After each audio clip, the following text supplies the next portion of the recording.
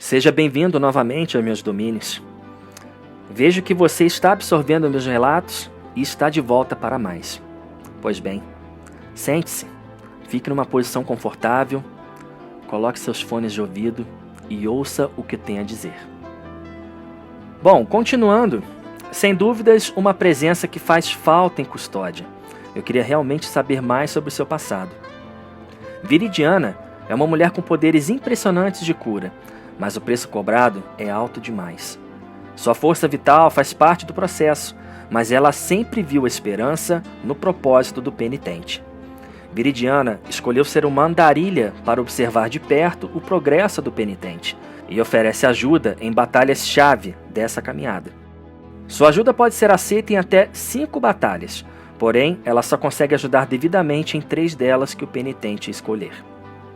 Seu nome foi inspirado no filme de mesmo nome, criado por Luis Buñuel, em meados dos anos 60. O filme fala sobre morte, uma noviça e os desejos carnais que envolvem um homem viúvo que vê na moça a mesma aparência de sua falecida esposa. Vale lembrar que Viridiana também é o nome de uma santa italiana, intercessora das presidiárias. O manto que cobre seu corpo foi concebido em homenagem e referência às flores e árvores de Sevilha. Não se sabe a natureza real dos poderes de Viridiana, mas o fato é, ela foi uma das poucas pessoas que esteve em momentos decisivos em toda a nossa história. Existe em Custódia uma cigana que vende mercadorias nunca vistas pelos olhos do homem. Segundo suas próprias palavras, as mercadorias podem fazer seus olhos acenderem como grandes fogueiras. Certa vez, um homem presenciou, após uma procissão, uma senhora encapuçada recolhendo sangue com seu recipiente metálico brilhante. Candelária é negociante por natureza. Suas palavras soam poéticas e sedutoras para com seus produtos, que possuem uma carga mística, perigosa, porém benéfica, se for usada pelas mãos certas. Ela carrega sempre em suas costas uma grande ânfora, usando como apoio o que muitas vezes confundo com seus cabelos. E se de fato forem? Com padrões e cores que podem ser vistas nos jardins de Andaluzia. Mas como eu disse, não só os itens possuem uma carga perigosa, mas a ânfora em si, como mostra em sua decoração, com imagens da Idade Média, onde são representadas almas sendo torturadas no inferno. Uma curiosidade interessante quanto ao jeito poético de Candelária. É uma clara referência à cantora e atriz Lola Flores, especificamente em sua interpretação impecável com a música Te lo juro yo. Antes de continuar meus relatos sobre os mais notáveis de Custódia, deixe-me mostrar também alguns inimigos que chamaram minha atenção e são dignos de nota. Esquilhón são homens corpulentos que outrora foram os tocadores dos sinos da notória Catedral da Mãe das Mães.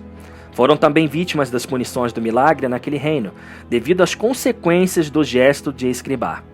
Seus corpos foram ligados para sempre com os sinos que tanto dedicaram sua existência, para manter tocando nas celebrações, transformando os homens em aberrações que são escudos humanos. Cimbarilhos são espíritos atormentados que param amarrados em grandes sinos em alguns dos lugares mais tristes e abandonados de Custódia, como por exemplo os picos fúnebres, que se localizam onde as oliveiras secam, e a perturbadora Ascensão da Mágoa.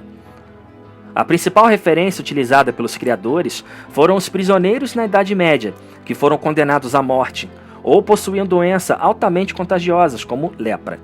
Os prisioneiros eram forçados a andarem com sinos amarrados em seu corpo. Na mitologia de Blasphemous, eram criminosos horrendos e vítimas afetadas pelo milagre, que foram transformados em espectros que perseguem todo ser vivo que caminha em seus domínios. Uma outra referência também é o trabalho de um escultor contemporâneo, o espanhol Ricardo Flecha, com a estátua Jesus nos Braços da Morte. Outros seres que eu também não posso deixar de falar são os acólitos e os flagelantes. São seres notados principalmente nos sonhos de misericórdia, onde são inspirados no movimento dos penitentes flagelantes que surgiu no século XIII, na Itália. O movimento adquiriu muitos seguidores após a histeria envolvendo profecias do fim do mundo. E claro que a igreja se posicionava como única salvação. Este movimento também se espalhou por países como França, Espanha e Alemanha. Ainda sobre a parte histórica, na Espanha, as procissões mais antigas eram compostas por irmãos de sangue, seguidos daqueles que, carregando estandartes, limpavam o sangue das feridas no final da procissão. Lembram da pintura de Goya que citei nos relatos anteriores?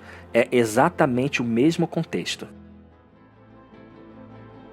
O guarda infante. Este é um dos personagens que foi muito interessante pesquisar, não só pela presença, a concepção, mas pela principal referência, o clássico imortal do cinema, Frankenstein, feito em 1931, com a icônica cena do encontro entre o monstro e uma criança no lago.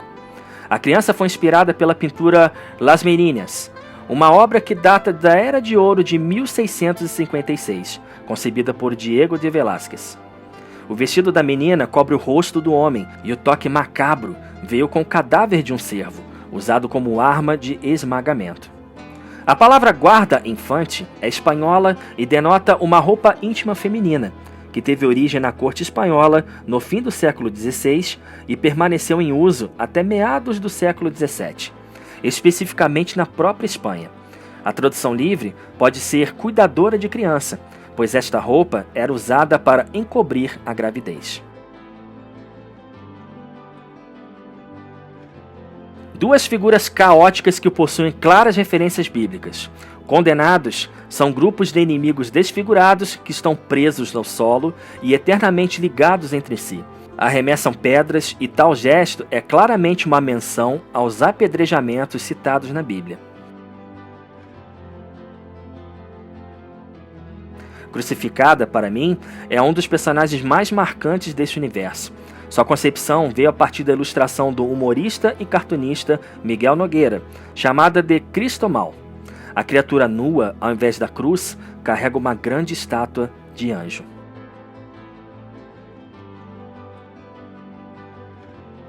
Aqui a inspiração veio de um clássico imortal do cinema e da literatura, O Nome da Rosa, do italiano Umberto Eco.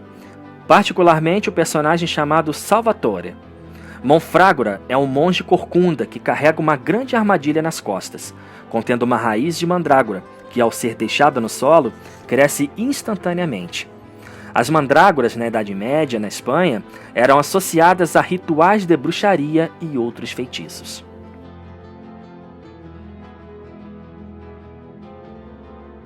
Uma das criaturas mais perigosas que rondam por Custódia, Beliro usa trajes inspirados nas saias flamencas e uma coroa feita de raízes. O grande vaso que ela carrega é inspirado nas peças encontradas em Andaluzia e está preso também por raízes em suas costas. O líquido contido dentro do vaso é um ácido altamente corrosivo, mas quando ingerido por Beliro, possui propriedades curativas, por isso a periculosidade desta criatura em questão.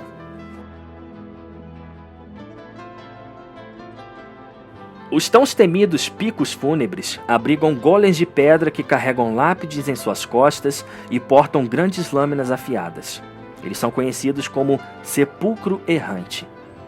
Mas se você imaginá-los deitados com os olhos para o céu, verá que este inimigo na verdade é uma grande lápide com a estatueta de um rei, que aqui foi inspirado no rei Fernando II de Aragão, que é conhecido historicamente por ter patrocinado juntamente com sua rainha Isabel I de Castela a primeira viagem de Cristóvão Colombo ao Novo Mundo, no ano de 1492.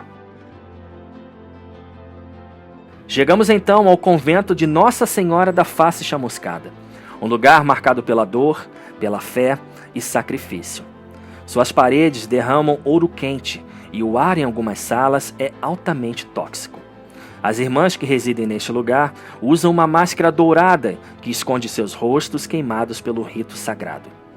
Elas usam grandes mantos e atacam invasores com grandes vasos que, em seu interior, aprisionam criaturas banhadas em óleo, condenadas ao sofrimento eterno.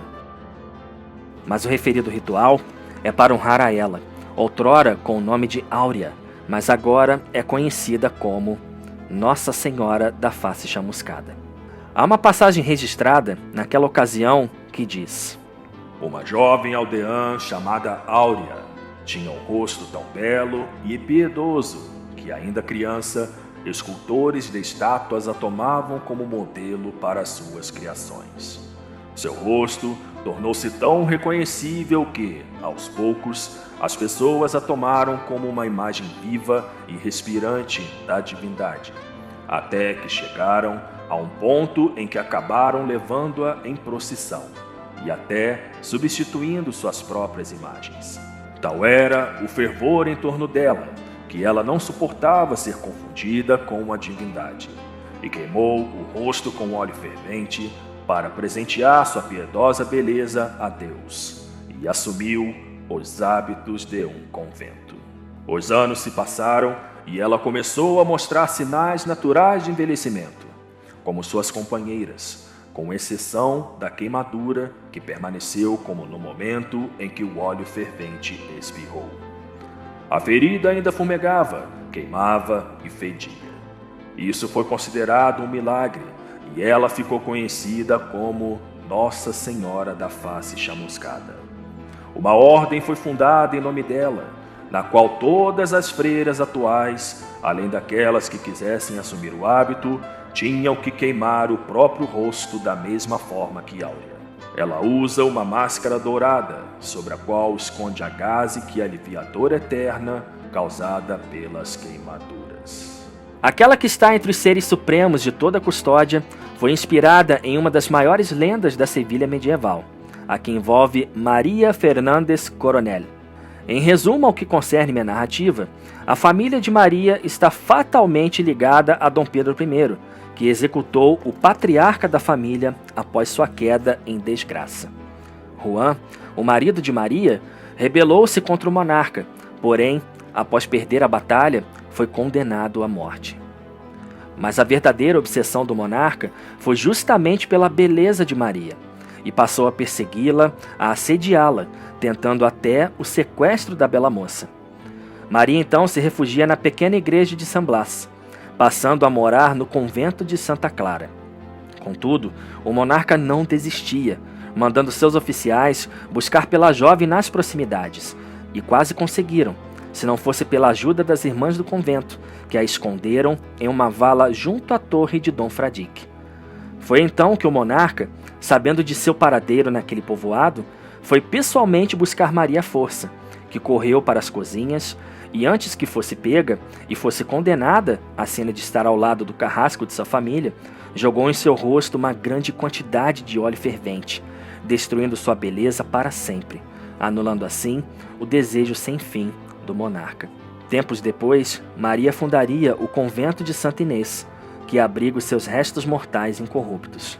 Ao derrotar Nossa Senhora da Face Chamuscada, na sala seguinte podemos ver a imagem de Maria Fernández Coronel, com seu rosto queimado, nos dando acesso à Santa Chaga da Compulsão, que em síntese quer dizer arrependimento. Por isso temos que listar as três, pois cada uma delas purifica em um grau específico a culpa para que os domínios da Catedral Sagrada estejam disponíveis. Por ora, encerro mais uma parte dos meus relatos, mas já faço advertência. Iremos continuar descendo aos confins de lugares que eram sagrados, mas que foram profanados e escondem relatos que podem soar ainda piores do que os listados até o momento. Que sua audiência continue focada e que você consiga absorver cada fragmento escrito até agora desta saga que está longe de terminar.